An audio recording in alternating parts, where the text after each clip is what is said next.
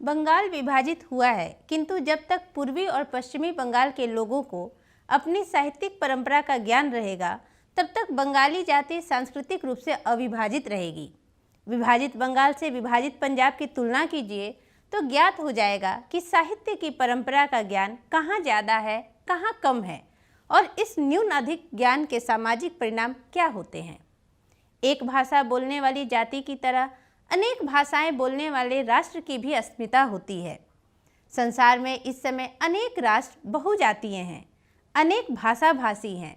जिस समय राष्ट्र के सभी तत्वों पर मुसीबत आती है, तब उन्हें अपनी राष्ट्रीय अस्मिता का ज्ञान बहुत अच्छी तरह से हो जाता है।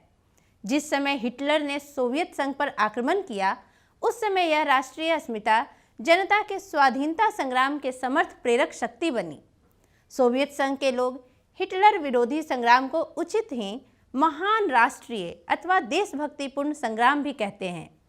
इस युद्ध के दौरान खास तौर से रूसी जाति ने बार बार अपनी साहित्य परंपरा का स्मरण किया। सोवियत समाज जारशाही रूस के समाज से भिन्न है। समाज व्यवस्था के विचार से इतिहास का प्रवाह विच्छिन्न है। जातीय अस्मिता की दृष्टि से यह प्रवाह अविच्छिन्न है।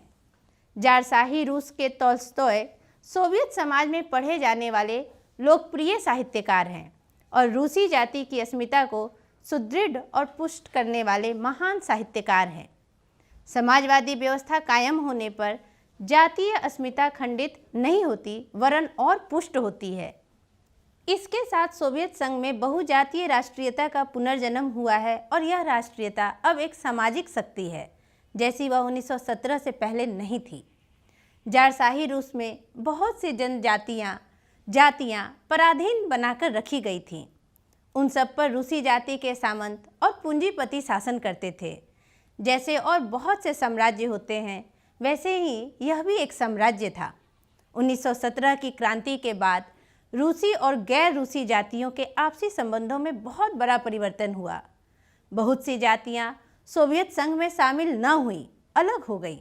कुछ विलंब से, दूसरे महायुद्ध से कुछ ही पहले अन्य जातियाँ उसमें शामिल हुई। सोवियत संघ में आज जितनी जातियाँ शामिल हैं, उनका वैसा मिला जुला राष्ट्रीय इतिहास नहीं है जैसा भारत की जातियों का है। राष्ट्र के गठन में इतिहास का अविच्छिन्न प्रवाह बहुत ही बड़ी निर्धारक शक्ति है। यूरोप के लोग यूरोपियन संस्कृति की बात करते हैं, पर यूरोप कभी राष्ट्र नहीं बना और अब तो पूर्वी यूरोप और पश्चिमी यूरोप, दो यूरोपों का अलग उल्लेख आम बात है। संसार का कोई भी देश बहुजातीय राष्ट्र की हैसियत से इतिहास को ध्यान में रखे तो भारत का मुकाबला नहीं कर सकता। यहाँ राष्ट्रीयता एक जाति द्वारा दूसरी जातियों पर राजनैतिक प्रभुत्व कायम करके स्थापित नहीं हुई हैं। वह मुख्यतः संस्कृति और इतिहास की देन है। इस संस्कृति के निर्माण में इस देश के कवियों का सर्वोच्च स्थान है। इस देश की संस्कृति से रामायण और महाभारत को अलग कर दे तो भारतीय साहित्य की आंतरिक एकता टूट जाएगी।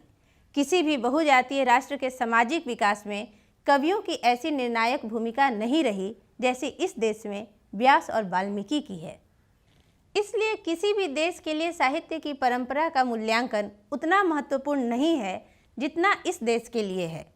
यदि समाजवादी व्यवस्था कायम होने पर जारशाही रूस नवीन राष्ट्र के रूप में पुनर्गठित हो सकता है, तो भारत में समाजवादी व्यवस्था कायम होने पर यहाँ की राष्ट्रीय अस्मिता पहले से कितना पुष्ट होगी, इसकी कल्पना की जा सकती है। वास्तव में समाजवाद हमारी राष्ट्रीय आवश्यकता है। पूंजीवादी व्यवस्था में शक्ति का इतना अपव्यय होता है कि उसका कोई हिसाब नहीं है।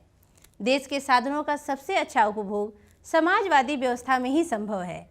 अनेक छोटे बड़े राष्ट्र जो भारत से ज़्यादा पिछड़े हुए थे, समाजवादी व्यवस्था कायम करने के बाद पहले की अपेक्षा कहीं ज़्यादा शक्तिशाली हो गए हैं और उनकी प्रगति की रफ्तार किसी भी पूंजीवादी देश की अपेक्षा तेज है।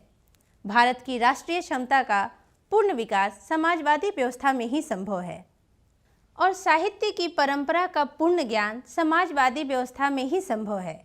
समाजवादी संस्कृति पुरानी संस्कृति से नाता नहीं तोड़ती, वह उसे आत्मसात करके आगे बढ़ती है।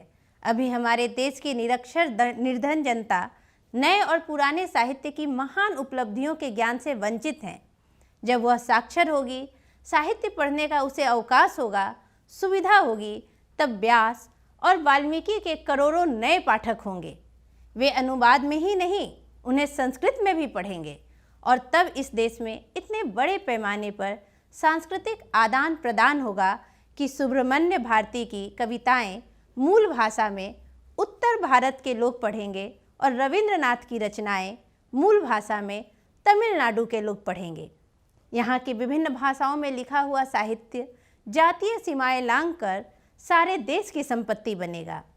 जिस भाषा के बोलने वाले अधिकतर निरक्षर हैं और अपने साहित्यकारों का बहुत से नाम सुनते हैं, वे तो इनकी रचनाएं पढ़ेंगे ही और तब अंग्रेजी भाषा प्रभुत्व जमाने की भाषा न होकर वास्तव में ज्ञान अर्जन की भाषा होगी और हम केवल अंग्रेजी नहीं, यूरोप की अनेक भाषाओं के साहित्य का अध्ययन करेंगे और एशिया की भाषाओं के साहित्य से हमारा परिचय गहरा होगा। तब मानव संस्कृति की विशद धारा में भारतीय साहित्य की गौरवशाली परंपरा का नवीन योगदान होगा।